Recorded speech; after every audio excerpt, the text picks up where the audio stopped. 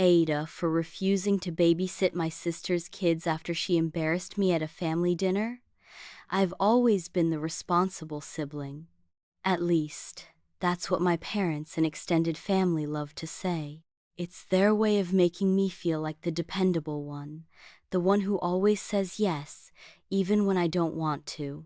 My older sister Sarah, on the other hand, has always been the golden child. She's charming, outgoing, and, according to my mom, just has that special spark. It never really bothered me growing up. We had our differences, sure, but we were still close. That is, until last Saturday night when everything changed. My family had planned a big dinner at my parents' house. It was supposed to be a casual get-together, just good food and catching up. I arrived a little late because of work, and as soon as I walked in, I could tell something was off. Sarah was already in the middle of some dramatic story, her voice carrying over everyone else's conversations.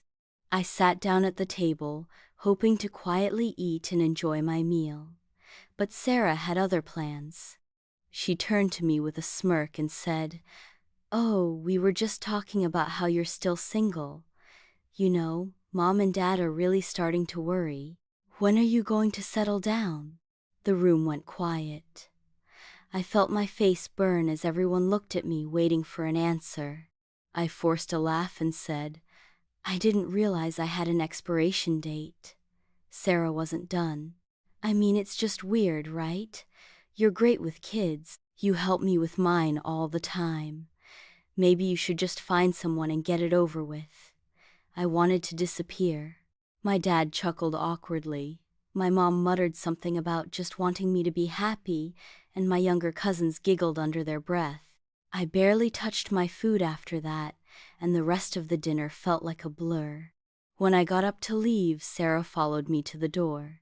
"Hey," she said, "can you watch the kids next weekend? I have a work event." I stared at her, completely dumbfounded. "Are you serious?" She blinked. "Yeah?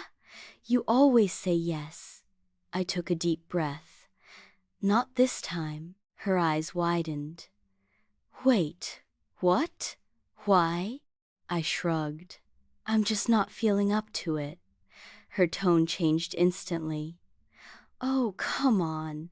Are you really mad about that joke? It was just a joke." I shook my head. "It wasn't funny, Sarah. You embarrassed me in front of everyone, and the fact that you don't even realize it makes it worse." She rolled her eyes. "You're being dramatic." "I don't think I am." She sighed heavily. "So what? You're punishing me by refusing to watch my kids?" I crossed my arms. "I'm setting a boundary.